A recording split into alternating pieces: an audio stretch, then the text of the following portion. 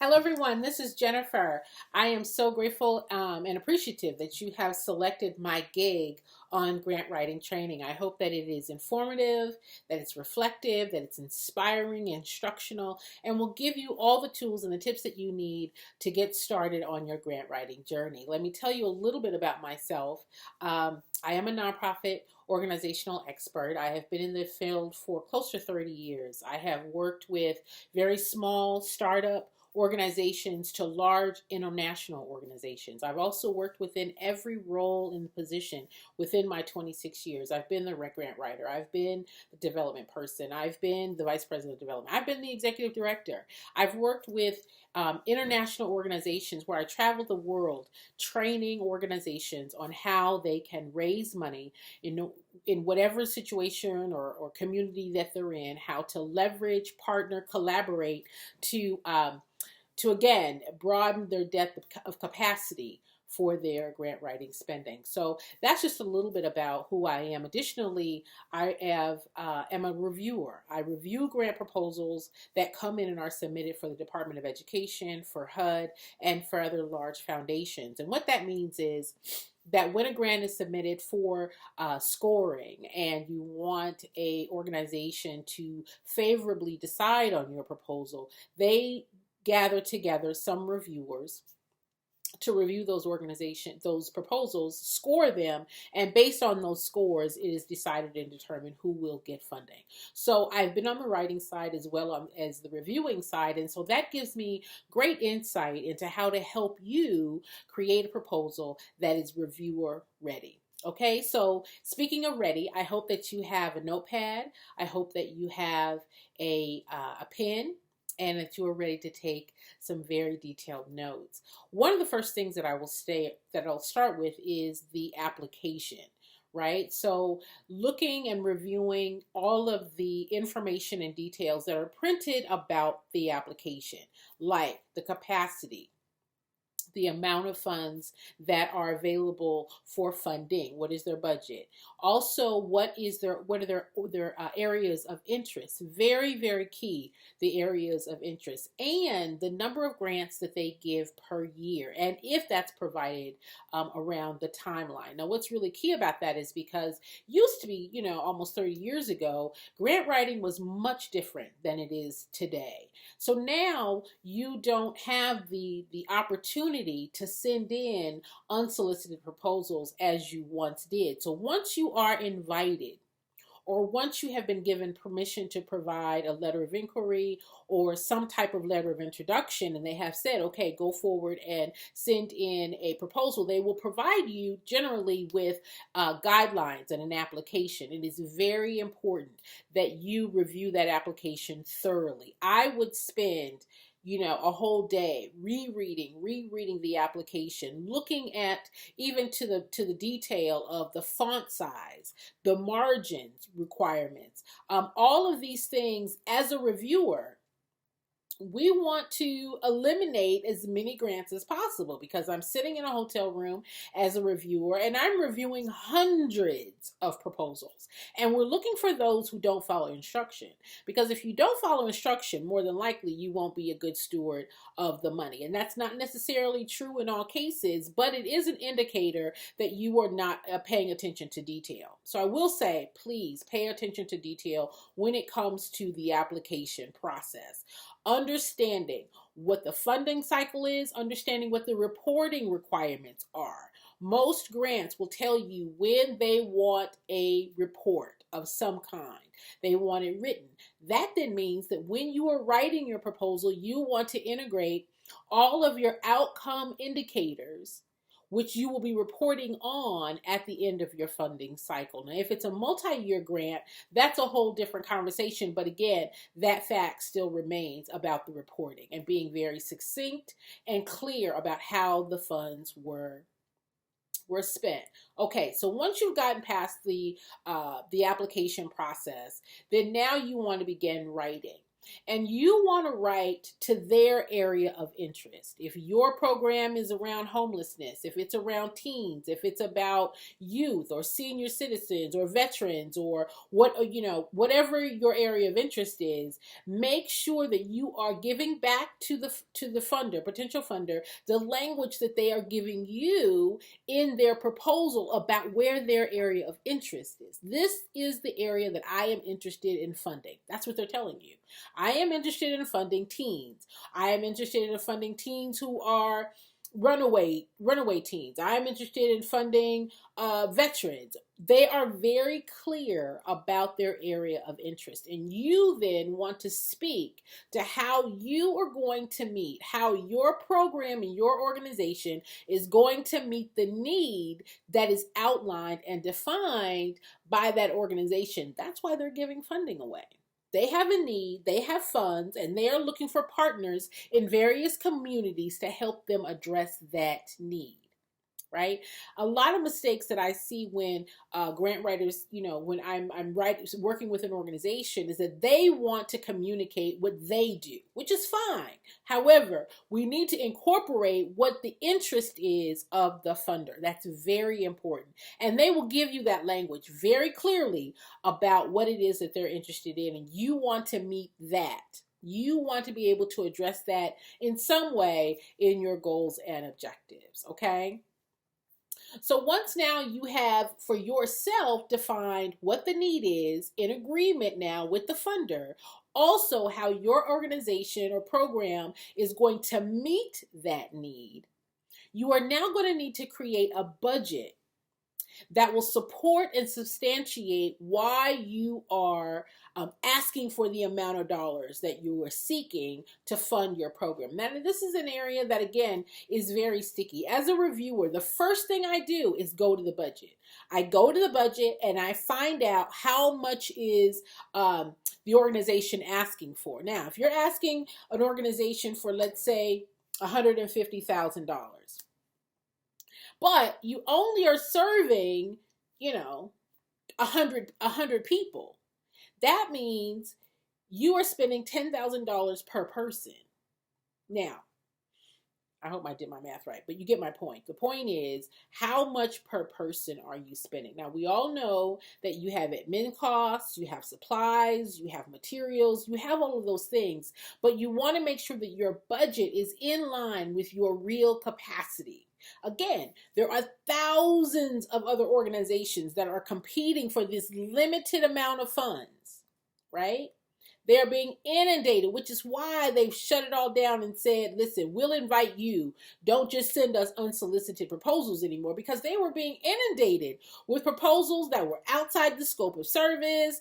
They were not meeting within the guidelines that they were interested in. It was just too much paperwork. So now they are very clear and very specific about what area of interest they have and how you are going to meet that, and how much money is it going to cost them to do that. And the organization that has the best thought out proposal with the most conservative budget line are the ones that will be favored above the others. Okay, so just be very mindful of how you are describing your budget, looking at how many partners you have, how many community partners you have, how many community resources do you have to help leverage your capacity, to help leverage your in-kind donations and contributions that will help your bottom line. All of that should be counted within your budget. But you want to be able to say that I have partnered with people who are also giving of their time, their service, their space, their location, their resources,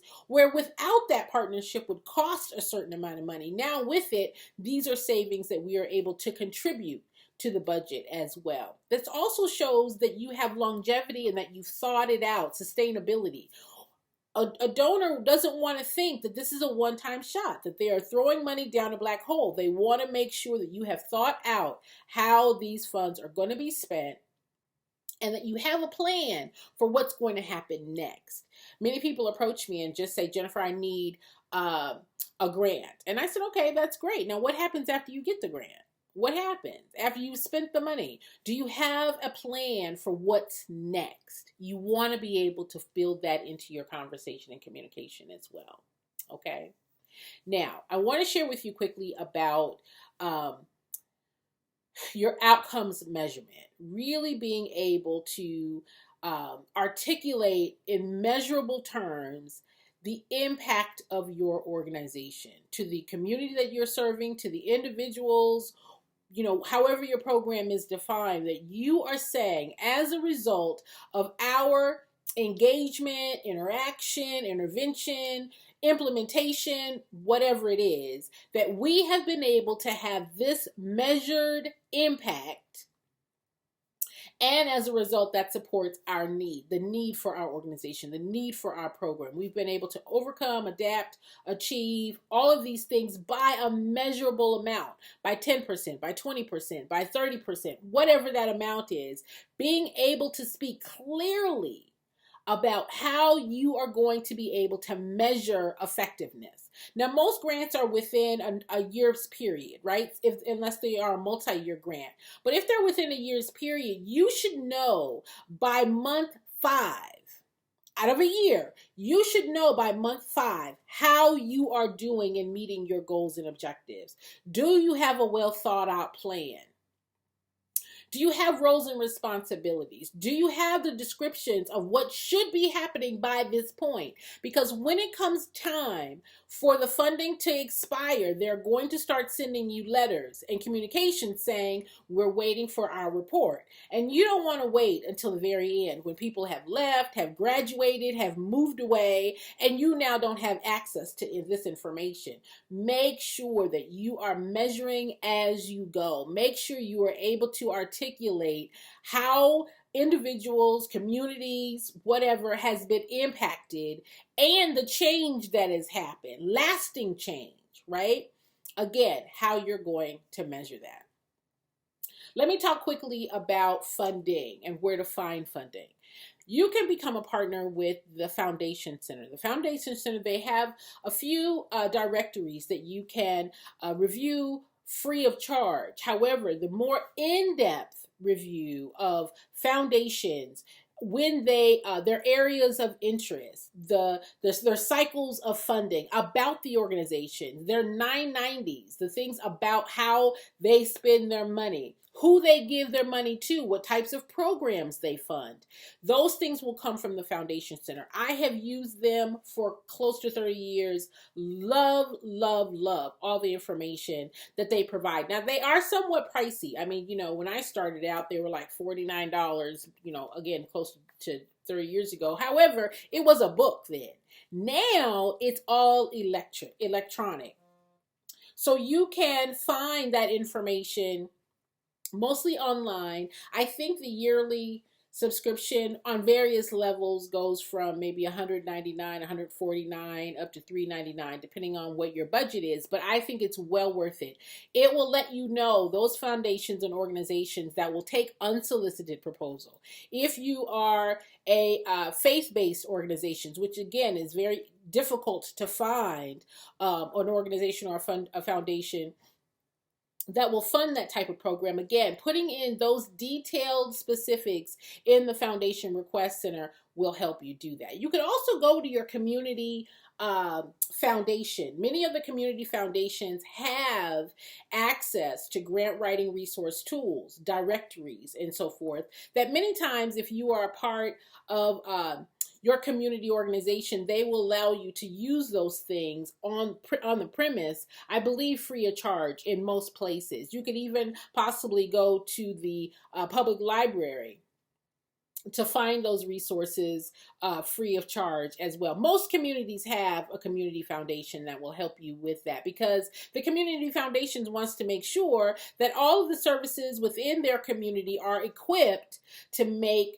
an impact and to have resources available to do the great work that you all are doing for their community. So that's something that they tend to provide. So go there if in fact you cannot afford to find it online. There's lots of tools, again, that are, Google, you search grant funding, Nonprofit Times, is another organization or another publication that offers free access to different funders and so forth, then you just need to spend time. I mean, as a professional nonprofit expert, I used to spend days perusing piles and piles of information regarding grants and what they fund, and being very specific and clear that out of probably 30 or so potentials, I would narrow them down to the top 4 or 5 and then spend my time writing those. Again, being very clear about their guidelines, your capacity, not just focusing on the money. Because if you are successful in delivering the program, if you are successful, then you want additional yearly funding. You want to increase their funding, but they need to know and to learn from you that you are a good steward of the first grant, and then you can build that relationship to become a part of their annual budget. Okay. The other thing that I want to mention is the review process. Now, I always advise that you get someone who has no idea what you do, have no idea what you do, that you get that person to review your grant. And that's a service that I provide. I used to, early on, I used to let my mother review the proposal. One, because she didn't know what I did. She had no clue what I did for a living. She had no idea the concept of grants. But if I was a clear writer and she could reread my proposal without a lot of questions, like, what does this mean? And how are you going to do that? And can you provide clarity around this? Then I knew that a reviewer who they would bring in, the foundation would bring in from outside of my community for the most part. Why? Because they don't want me to say, this is a person that I know, I'm going to score them well. No, they bring in people from outside the community to review your proposals. And what we are looking for is those questions. If you say that you are going to alter and change a person's behavior, my question to you is, how are you going to do that? And how are you going to measure that you did that? Not using a lot of, catchphrases and flowery words, being very clear, being very specific, using measured terms that then describes your base. Not a lot of cliches. No one likes that. No jargon. The reviewer hates that. Okay? It doesn't have any substance. You want to be able to communicate clearly what it is that you're going to do, how long is it going to take you to do it, what impact and changes are going to happen as a result of your program, and how much is it going to cost. That's basically it. Okay? Now, as you are reviewing, as you are writing, you want to, again, be very, very clear about your intentions. Don't write for the money. Don't write because you see that they have a max amount. The max may be we have within our budget, let's say $200,000 to give away. And you ask for $200,000 because that's what they say that they have to offer, realizing that there are also other proposals that are coming in. They may come back to you and say, we're not going to give you $200,000. We may give you, can you do the program for $100,000? What can you do for $75,000? Then you're going to need to make a decision around, of course you want the money, right? Who doesn't? But you're going to have to also figure out how are you going to get other funds to bring up the amount of resources that you need to the $200,000 level. Or you're going to have to scale back your program to meet their funding requirements or negotiations, okay? And you don't want to take someone's money and not do what you say you were going to do, because they can demand that money back. You have to give it back if you don't do what you say you were going to do. Yes, it's very serious. You are signing a contract. And you are saying that based on my understanding of this contract, with this amount of money, I intend to do A, B, and C. Now, if in fact something comes up later on and you need to renegotiate your contract, then you go back to the funder and they send you an addendum to the original contract to incorporate whatever change needs to happen. Never assume that once you've gotten these dollars, you can go and do whatever you want. It's a contract. You have to do what you say you're going to do. Okay? Staying within the page requirements, staying within the guidelines of description, describing your organization, describing the program, describing the need, describing your goals and objectives, describing your mission. All of that is very, very important. And describing your budget. I'm a fan of budget detail. I'm a fan of budget descriptions. I think that it lays out very clearly if there is space, if there is room, if there is even attachments are very good for a lot of proposals if they allow them. If they allow attachments such as programs or photos or letters of testimonies. And that leads me to making sure that your partners, your community partners, have written letters of agreement to let them, the funders, know that you, in partnership with others within your community, adhere and agree that you are well suited to do that. They're vouching for you, basically. They're vouching for you to the funder. So you want to get those letters of agreement, of relationship put together as quickly as possible. And if there is room, to submit that with your proposal. Now, after you have submitted the proposal, what do? You've waited, depending on their review cycle, depending on how often they solicit proposals and when their board meets or when they pull together a team of people to review their proposal, you may get a declination letter that says, you weren't selected at this time. It's very important that you find out why. Why was I denied access? Now, that's not a question that they wouldn't be happy to tell you. Why? Because if you were invited, they were interested in hearing from you. And if in fact you were to make the adjustments that they noted on your proposal, you then would be better informed, educated to write a more successful proposal potentially later on. Going back and getting that information from the funder is very important and appropriate. Okay, and it builds relationship with the funder. The funder says to my, oh my gosh, she called, she followed up, she asked questions, she wanted clarity, she wanted to know me, the person who answers the phone. That's the person to know, the person who answers the phone. Because when you call every time, they want to recognize your voice. Hi, this is Jennifer, I'm calling back. I understand that you all have reviewed my proposal, and unfortunately I wasn't chosen at this time for funding. I understand that you all had a lot of competitive proposals, but I wanted to know if in fact there was a way that I could get a copy of the scores and comments to my proposal. It will help us write stronger proposals in the future. Would it be possible for you to fax that to me, email that to me, or can I come by and pick it up? Thank you so much for your time and consideration. We appreciate you, and hopefully in the future we'll be able to submit a winning grant proposal. Very simple, right? I would do that all day, every day. You can do it too. Okay? Listen, our time is up, but I just hope that this information has been helpful, beneficial, and will give you keys to writing winning grant proposals. Okay? So be very, very clear.